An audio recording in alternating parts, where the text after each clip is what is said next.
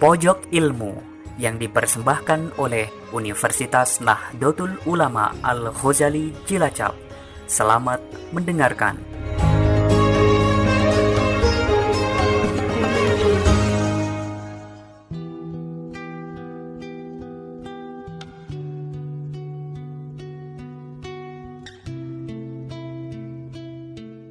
Assalamualaikum warahmatullahi wabarakatuh. Bismillahirrahmanirrahim.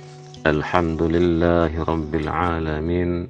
Wassalatu wassalamu ala ashrafil anbiya'i wal mursalin Sayyidina wa maulana Muhammadin Nabiyil Arabiyyil Amin wa ala alihi wa sahbihi ajma'in. Amma ba'du. Para pendengar di mana saja mereka berada, mudah-mudahan kita semua dirahmati oleh Allah Subhanahu wa taala, dan amal baik kita di bulan Ramadan ini Allah terima, dan mudah-mudahan pula di 10 pertama bulan Ramadan ini kita semua mendapatkan rahmat Allah Subhanahu wa taala. Amin ya rabbal alamin.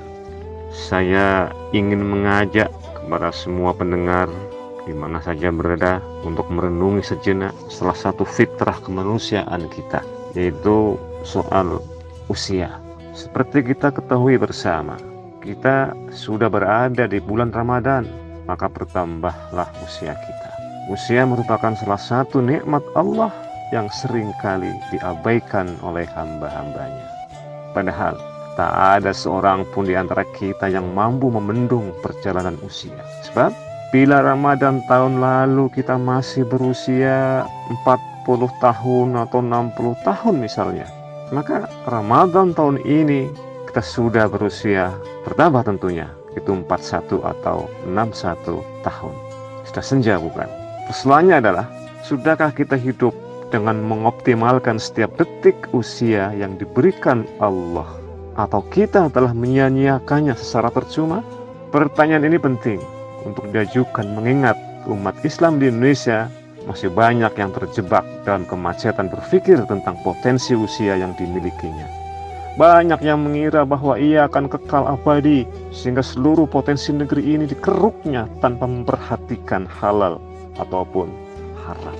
Sungguh sangat menyedihkan negeri ini, yang tentunya mayoritas Muslim tercatat sebagai salah satu negeri terkorup di dunia.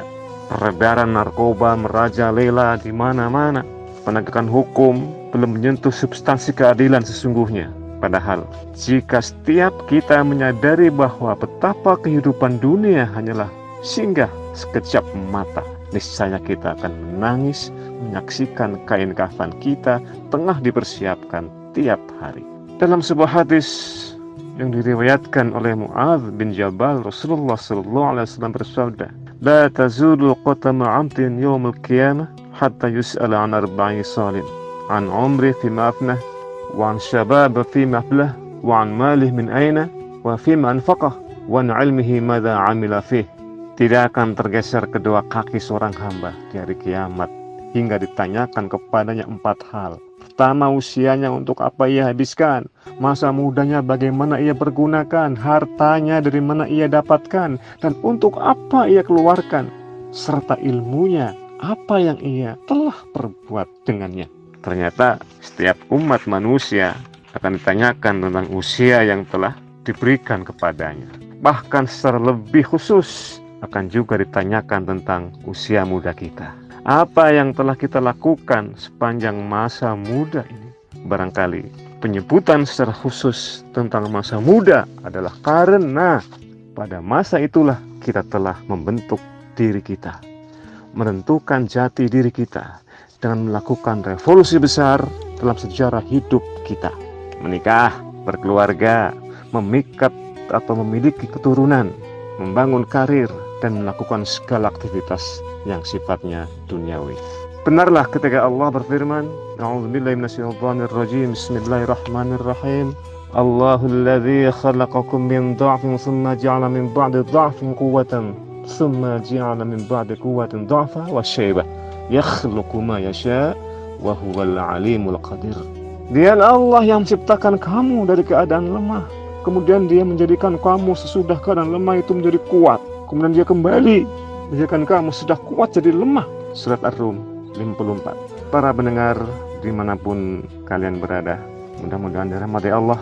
Maka bila kita renungkan secara baik-baik, maka kita akan dapatkan bahwa seluruh rangkaian kewajiban agama kita merupakan peringatan bagi diri kita tentang perjalanan usia kita di dunia ini. Lihatlah bagaimana permulaan masuk waktu subuh misalnya. Tatkala malam membuka selimut fajarnya, berdirilah seorang muadzin mengumandangkan suara azannya, hayya 'alas shalah atau as-salatu khairum minan naum. Salat itu lebih baik daripada tidur. Mari kita salat. Jiwa yang suci akan menjawab panggilan itu dengan bersegera melakukan salat subuh. Ia akan membasuh wajahnya dengan air wudhu, membersihkan dirinya dari belenggu setan, dan menyambut harinya dengan hati yang bersih. Sementara jiwa yang terbuai dalam nina bobo setan akan menarik kembali selimutnya, melanjutkan mimpi-mimpi indahnya bersama setan-setan yang cantik. Dan ia telah kehilangan waktu yang sangat indah tentunya, yaitu waktu subuh yang seakan-akan bernafas.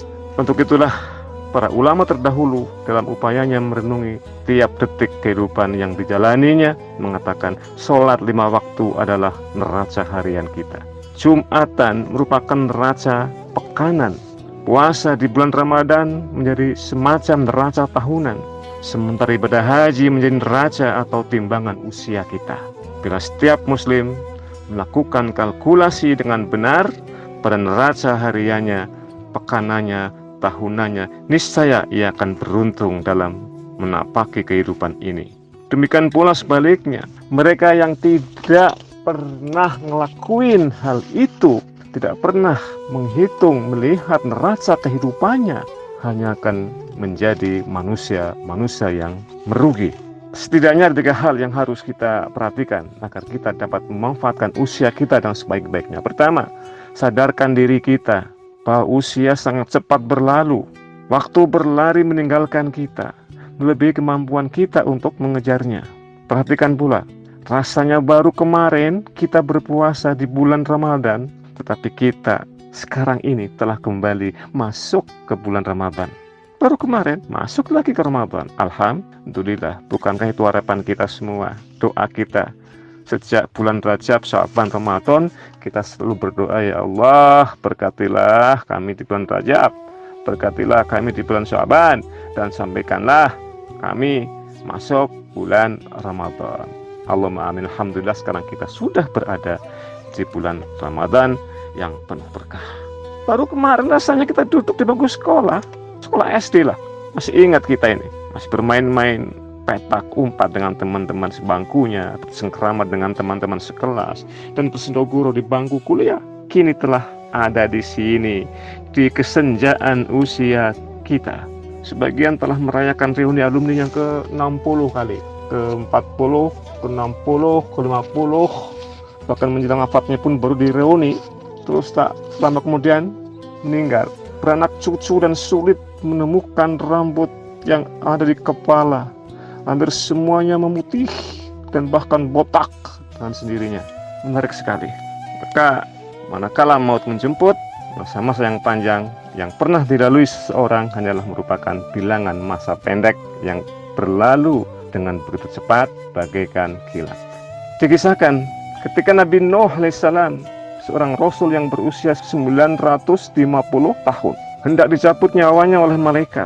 Malaikat bertanya, wahai Nuh yang memiliki umur terpanjang, bagaimanakah kamu mendapati kehidupan dunia ini? Nuh menjawab, dunia ini laksana rumah yang memiliki 2 pintu, wahai malaikat. Saya masuk dari pintu yang satu dan segera keluar pintu atau melalui pintu yang lain.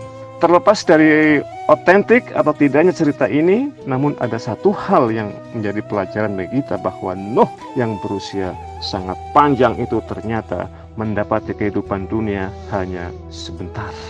Untuk itulah sering kita dapati orang-orang yang merapati masa mudanya saat ia telah berusia renta, lanjut dimakan zaman, rapuh dikis oleh angan-angan kosong dan sebagainya, ada penyakit dan sebagainya. Maka ada seorang penulis menulis syair, ala laita syababu ya'udu yawm fakhbarahu bima fa'alal musyib. Andaikan saja muda itu kembali sehari saja, niscaya aku akan ceritakan tentang kesalahan apa saja yang telah dilakukan kakek yang penuh uban ini. Seorang penyair sufi juga berkata, seseorang hanyalah pengendara di atas pelana usianya, berkelana mengikuti hari dan bulan. Ia berjuang bersantai di siang dan malam, semakin jauh dari dunia dan semakin dekat dengan puasara. Waktu adalah harta termahal yang dimiliki manusia. Ia lebih mahal dari harta apapun di dunia ini. Andai kita memiliki sekarung emas, tetap tak sebanding dengan waktu. Sebab seandainya emas yang kita miliki dicuri orang, kita masih bisa mencari sekarung lainnya. Namun, satu detik yang berlalu, ia telah menjadi cerita masa lalu, tak mungkin terbarukan lagi. Mudah-mudahan kita bisa memanfaatkan umur kita, sehingga kita termasuk orang-orang yang faiz atau faizin, yang bahagia di dunia dan akhirat. Dan semoga amal ibadah kita di bulan Ramadan ini Allah kabulkan semuanya, dan rahmat bagi kita semua di 10 pertama di bulan Ramadan ini. Kurang lebihnya mohon maaf dari saya, Al-Faqir, Al-Jahil, Muhammad Ilzam. Mohon maaf yang sebesar-besarnya. Assalamualaikum warahmatullahi wabarakatuh.